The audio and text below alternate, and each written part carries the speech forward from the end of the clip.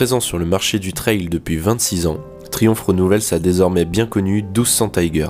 Force est de constater que la concurrence est affûtée, car entre une BM 1250 GS admirable et une KTM 1290 Adventure, la Triumph va devoir sortir le package technologique pour se mettre au niveau.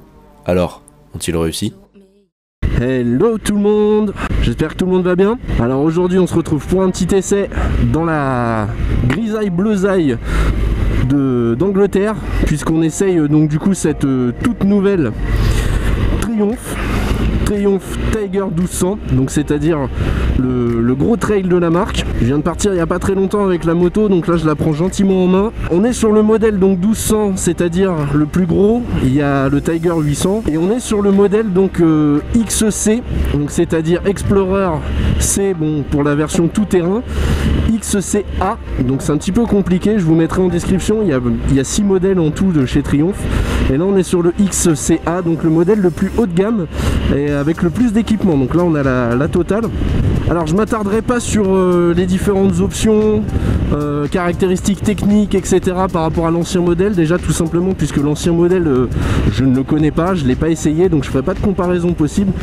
Là le but de ces petites vidéos, ça va être surtout de comparer donc le Tiger 1200 qui est celui-ci, le 1290 qu'on fera, le Super Adventure qu'on fera un petit peu plus tard, et le modèle donc du coup de la 1250 GS, donc qui sont les trois je pense concurrentes. Alors je vais faire simple, moi je vais vous donner mon petit avis de, comme d'habitude hein, vous connaissez les essais, le petit avis de motard lambda avec mon peu d'expérience que j'ai. Déjà premièrement, position de conduite. Alors je triche un petit peu parce que j'ai déjà essayé la 1250, donc c'est pour ça que je me permettrai peut-être de faire des petites comparaisons. Donc là on est sur une conduite, donc on retrouve bien l'esprit trail, un gros guidon bien large, les bras bien tendus, bien droits, on a la selle bien ancrée. C'est confortable, on est assez haut perché. On a la sensation quand même de conduire quand même une grosse moto. Hein, le réservoir est quand même bien large. Avec les petites protège-mains qui nous rappellent un petit peu cet esprit baroudeur. Et puis la position quand vous vous mettez debout qui est très naturelle. Alors moi je fais 1m80. J'ai le guidon qui est vers moi et ça tombe nickel. Là je peux rouler vraiment... on se croirait presque en traversée au Paris-Dakar. Après au niveau protection, donc là pour l'instant on n'a pas roulé encore à allure un peu plus soutenue. On a une petite bulle qui est réglable électriquement, qui nous protège plutôt pas mal. Puisque moi je fais 1m80 et les déflagrations montent au-dessus du casque, donc ça me gêne pas trop. Après peut-être que pour les plus grands, à mon avis il faudra peut-être prendre une extension de bulle ou quelque chose comme ça. Après au niveau de la pluie, contrairement à une GT routière ou à une routière comme mon RT, on est un petit peu plus exposé forcément. Maintenant bon, on n'a pas encore pris trop de grosses averses, mais bon, on va voir comment ça va se passer. Si vraiment on prend trop la pluie, on est juste en jean, mais comme ça nous donnera une petite indication. Après au niveau de la maniabilité, alors comme toujours chez Triumph, on a une moto qui met très très vite en confiance. C'est quelque chose qui se conduit assez facilement, l'accélérateur est bien géré, c'est assez doux. On a quelque chose qui reprend bien. La partie cycle, franchement, elle est vraiment pas mal. A savoir que dessus, comme sur la GS, on a des suspensions qui sont pilotées électroniquement. Alors les petites différences par rapport à d'autres suspensions pilotées, je pense que il y a ce système en fait qui permet de calculer le poids automatiquement. C'est-à-dire que contrairement à d'autres systèmes où il fallait sélectionner un casque, deux casques, savoir un passager avec des valises ou non, là la moto le fait toute seule. Vous allez juste sur votre setting suspension, vous dites juste je veux du sport, vous le mettez en sport. Voilà, la suspension est beaucoup plus raide, j'ai moins de transfert de masse et l'assiette de la moto fait en sorte que ça soit toujours neutre. Niveau de la mise en angle, la moto est très saine. Honnêtement, elle se met assez facilement, il n'y a pas besoin de trop s'engager pour pouvoir la faire pencher. A savoir que donc du coup cette version XC a les pneus. Donc là on est typé pneus route, il y a des pneus mixtes, c'est-à-dire route tout terrain en option, que vous pouvez monter, et vous avez donc du coup les jantes. Alors je m'excuse un petit peu, là on est dans la partie virolo, là je suis sur suspension souple, et on sent que quand on veut attaquer on est vite un petit peu désarçonné. Donc je vais essayer de remettre avec le mode sport. je pense que ça sera beaucoup mieux, hein. Franchement, leur setting de suspension, là, contrairement à ce qu'on a d'habitude, c'est pas de la pipe, hein. C'est pas je mets un mode sport pour avoir un réglage, non, c'est pas comme les cartes au moteur où vous avez je mets le mode sport et puis en fin de compte bon, vous tournez à fond la poignée, ça revient au même.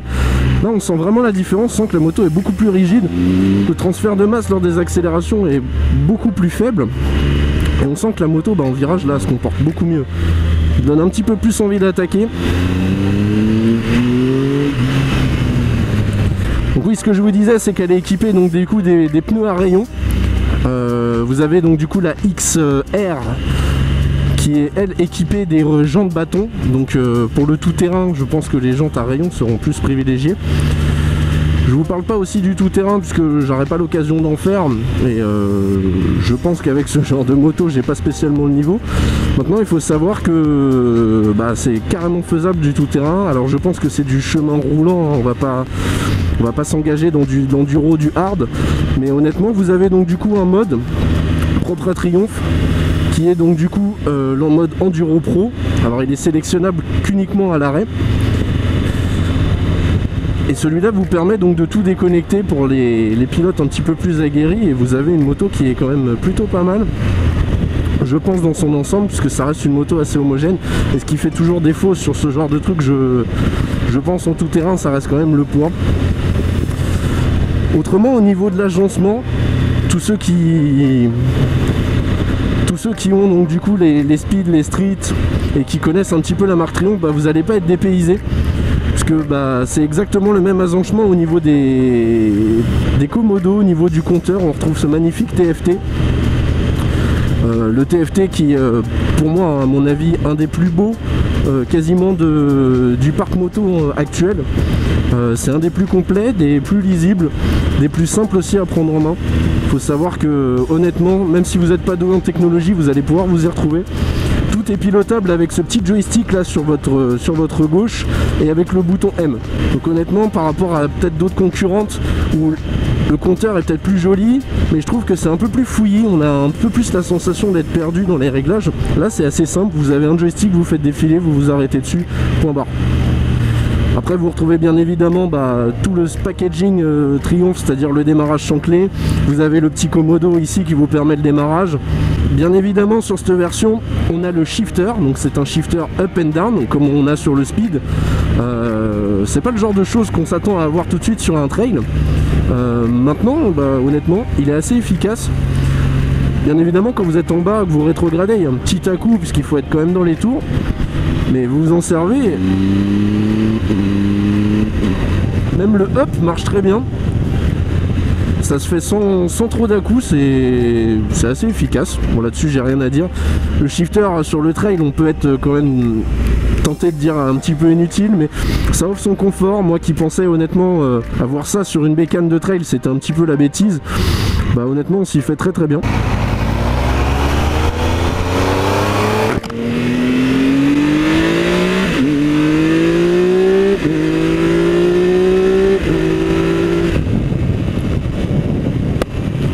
Quand je vous disais que le shifter c'est quand même un petit gage de confort et de sportivité, partie moteur, parce qu'on n'en a pas encore parlé. Alors le moteur, on est sur le 3 cylindres Triumph, hein, vous avez reconnu au bruit, et puis bien sûr la marque maintenant ne produit plus que ça. On est sur un 1200, donc un petit peu plus gros que ce qui se fait pour le speed. Par rapport au GS, moi il me surprend moins ce moteur. Il est certes un petit peu plus puissant au niveau des chiffres, je crois qu'il est un petit peu au-dessus de 140 chevaux au moteur, au vilebrequin. Pourtant, je trouve que la sensation élastique, elle est moins présente. On dirait plus un 4 cylindres, un petit peu comme sur le street.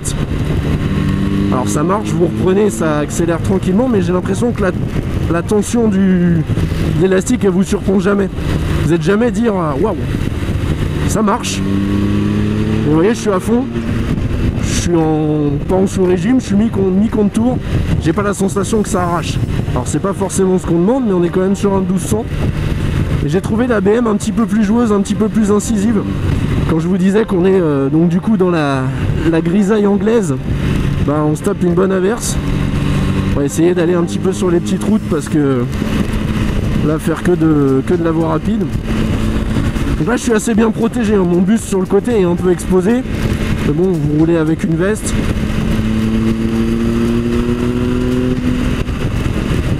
Et au niveau du casque, j'ai pas ces sensations d'à-coup au niveau de la bulle qui fait que ça tape dans la visière. Là je suis plutôt bien protégé, les pare-mains, honnêtement je suis avec des petits gants, j'ai pas mis les gants chauffants. Je fais pas une température non plus des Caraïbes, hein, il y a 17. Je suis bien protégé, j'ai pas froid, je sens pas trop la pluie pour l'instant. Donc bon, globalement c'est plutôt pas mal. Dessus vous avez également, avec cette version haut de gamme, vous avez également le petit silencieux Haro, qui donc du coup est d'office sur les versions haut de gamme par rapport à un échappement traditionnel. Alors vous allez gagner un petit peu en poids, peut-être un petit peu en sonorité, j'ai pas encore entendu la version d'origine. Maintenant ça reste assez feutré, hein. Vous avez un petit peu moins le sifflement caractéristique de Triumph et vous avez quelque chose quand même qui est beaucoup plus discret que ce qu'on avait sur le Speed. Alors les nouvelles normes obligent, je pense.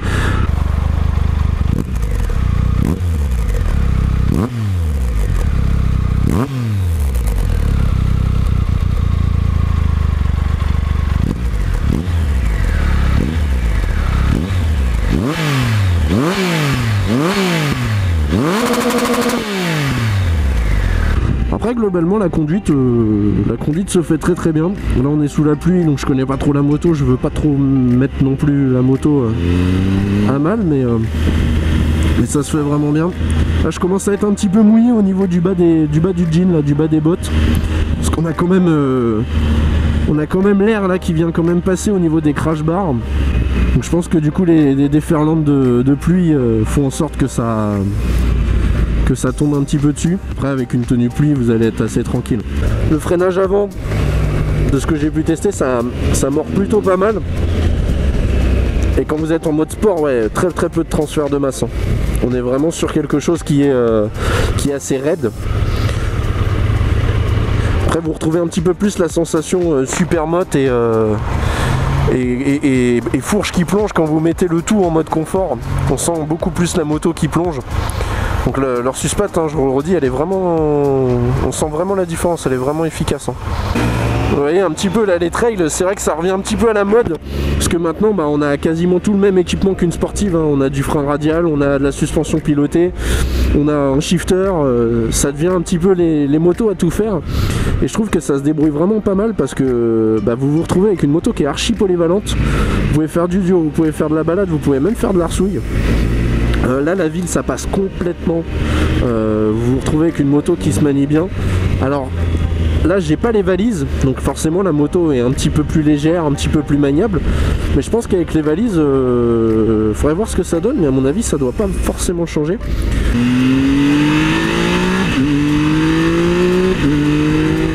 Vous voyez le traction control il se déclenche même pas, pourtant je suis en mode sport et j'ai ouvert à fond. Et on est sur du mouillé, donc ça grippe relativement bien. Faut être un petit peu plus dans les tours, hein, pour que ça marche. Mais je vous dis, pour l'instant partie cycle, les niveaux moteurs, de ce que j'ai pu apercevoir sur la GS, c'est quand même un petit cran au-dessus.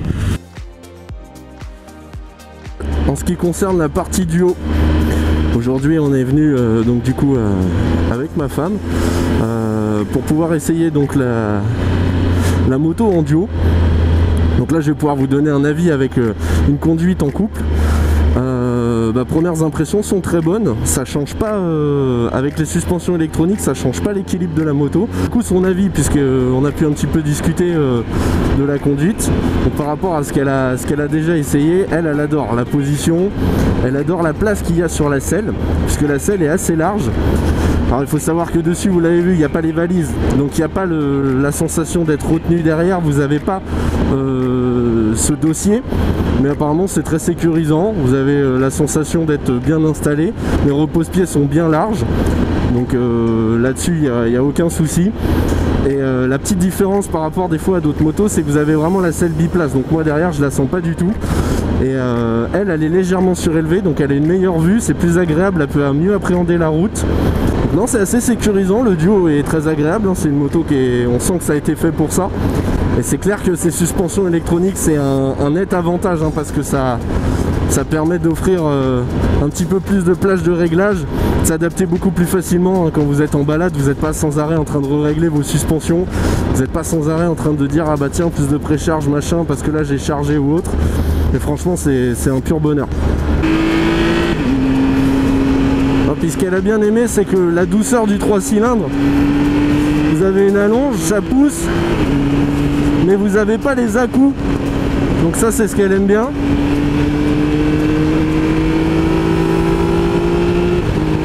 Juste un peu par le shifter.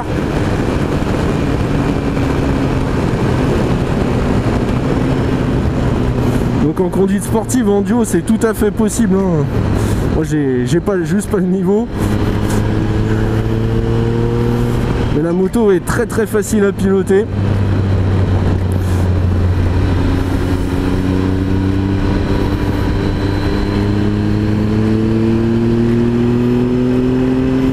Et là vous ouvrez, franchement, ça marche.